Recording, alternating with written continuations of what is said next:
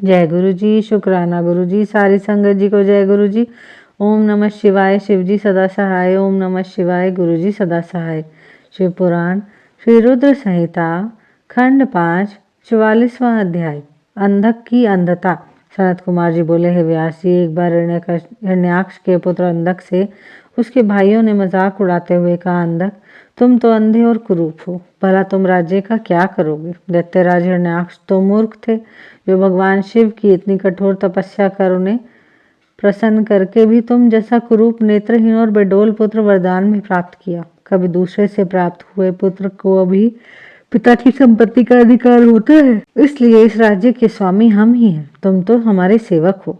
अपने भाइयों के इस प्रकार के कटु वचनों को सुनकर अंधक निराश और उदास हो गया। रात के समय जब सो रहा था तो वह अपने राजमहल को छोड़कर निर्जन, सुनसान और भयानक डरावने वन में चला गया। वहां उस सुनसान वन में जाकर उसने तपस्या आरंभ कर दी। वह 10,000 वर्षों तक घोर तपस्या करता रहा, परंतु जब कोई परिणाम नहीं निकला तो उसने अपने शरीर को अग्नि में जलाकर होम करना चाहा। ठीक उसी समय वह स्वयं ब्रह्मा जी वहां प्रकट हो गए। ब्रह्मा जी बोले, पुत्र अंधक, मांगो, क्या मांगना चाहते हो? मैं तुम्हारी तपस्या से बहुत प्रसन्न हूँ, तुम अपना इच्छित वर मांग सकते हो। मैं तुम्हारी मनोकामना स्वयं ही पूरी करूंगा। यह सुनकर अंधक बहुत प्रसन्न हुआ। उसने हाथ जोड़कर ब्रह्मा जी की स्तुति की और बोला, हे कृपा निदान ब्रह्मा जी, यदि आप मुझ पर प्रसन्न होकर मुझे कोई वर देना चाहते हैं तो आप कुछ ऐसा करें कि मेरे निष्ठुर भाइयों ने जो मुझसे मेरा राज्य छीन लिया है वे सब मेरे अधीन हो जाएं, मेरे नेत्र ठीक हो जाएं, अर्थात मुझे दिव्य दृष्टि की प्राप्ति हो तथा मुझे कोई भी मार ना सके। वह देवता, गंधर्व, यक्ष, किन्नर, मनुष्य, नारायण एवं स्वयं भगवान शिव ही क्यों ना हो। अंधक के इन वचनों को सुनकर ब्रह्मा जी बोले, हैं अंधक, तुम्हारे द्वारा कही हुई दोनों बातों को मैं स्वीकार करता हूँ, परंतु इस संसार में कोई भी अजर अमर नहीं है।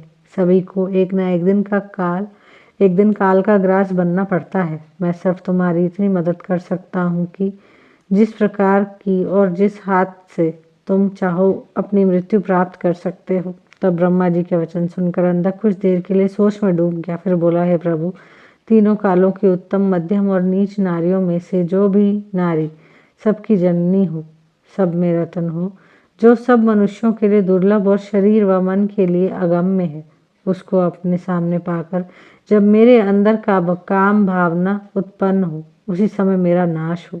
इस प्रकार का वरदान सुनकर ब्रह्मा जी ने तथास्तु कहा और उससे बोले, दैत्येंद्र, तेरे सभी वचन अवश्य ही पूरे होंगे, अब तू जाकर अपना राज्य संभाल। ब्रह्मा जी के वचन सुनकर अंधक बोला, हे भगवान, अब मेरा शरीर इस लायक नहीं रहा कि मैं युद्ध कर सकूं। अब तो मेरे शरीर में सिर्फ नसें और हड्डियां ही बची हैं। अब मैं कैसे युद्ध कर पाऊंगा और अपनी शत्रु सेना को परास्त कर पाऊंगा। इस प्रकार के वचनों को सुनकर ब्रह्मा जी मुस्कुराए और उन्होंने अंधक के शरीर का स्पर्श किया। उनके स्पर्श करते ही अंधक का शरीर भरा पूरा हो गया। अब वह परम शक्तिशाली योद्धा जान पड़ता था, जिसके सामने अच्छे से अच्छा वीर भी ना टिक पाए।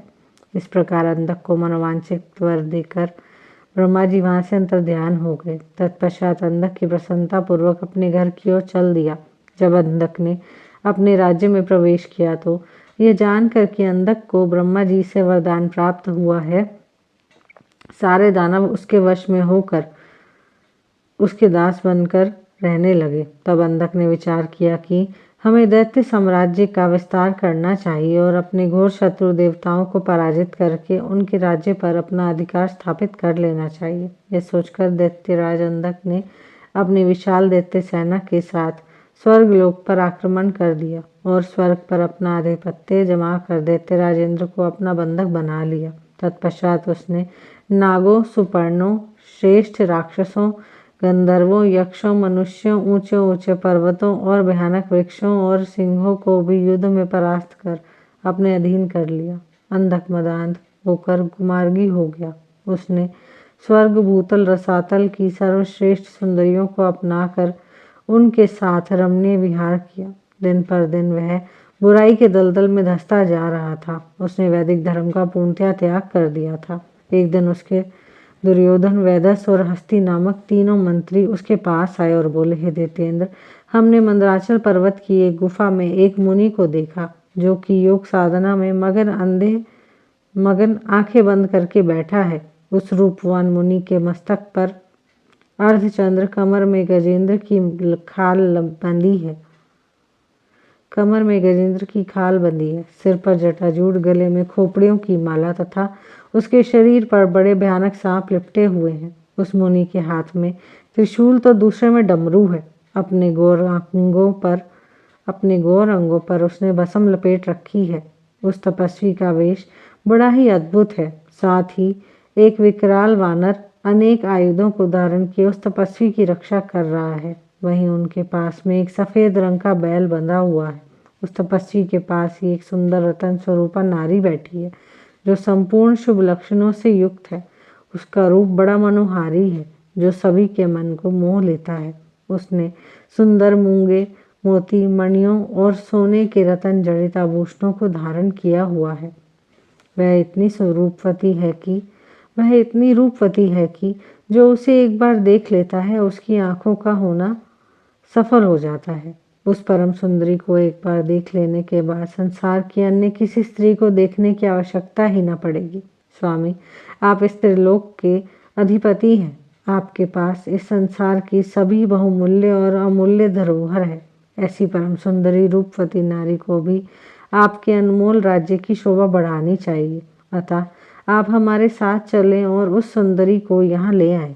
अपने वीर मंत्रियों के इस प्रकार के वचन सुनकर दैत्येंद्र अंधक बहुत प्रसन्न हुआ और उसके मन में उस सुंदर नारी को देखने की इच्छा बलवती हो गई। उसने अपने मंत्रियों को आदेश दिया कि तुम शीघ्र वहां जाकर उस तपस्वी से उसकी सुंदर स्त्री को मांग कर मेरे पास ले आओ।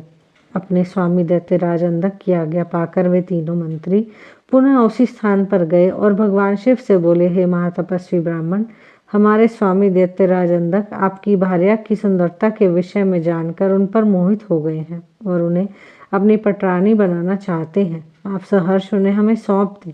उनके ऐसे वचनों को सुनकर शिवजी को बहुत क्रोध आया, परंतु वे फिर भी सिर्फ इतना ही बोले, दैत्यों, ये मेरी भार्या है। ये स्वयं शक्ति संपन्न एवं सिद्ध रूपा है। देवी स्वयं अपने भक्तों के कष्टों को दूर करती हैं। आप अपनी परेशानी इन्हें बताएं, यह अवश्य ही आपके दुखों को दूर करेंगी। भगवान शिव के ये वचन सुनकर क्रोधित और मदान्ध दैत्य और कुछ न बोले और वहां से वापस आ गए। तब दैत्यराज अंधक को उन्होंने वहां घटित हुई सारी बात बढ़ा चढ़ाकर बताई, जिसे सुनकर दैत्येंद्र का क्रोध 7वें आसमान पर चढ़ गया। तब वह मूढ़ बुद्धि दैत्य सुंदरी को देखने के लिए आतुर हो उठा। उसने स्वयं वहां जाकर उस रत्नों में सर्वश्रेष्ठ रत्न को अपने साथ लाने का निश्चय किया। यहीं पर शिव पुराण श्री रुद्र संहिता खंड 5 44वां अध्याय समाप्त होता है। जय गुरु जी।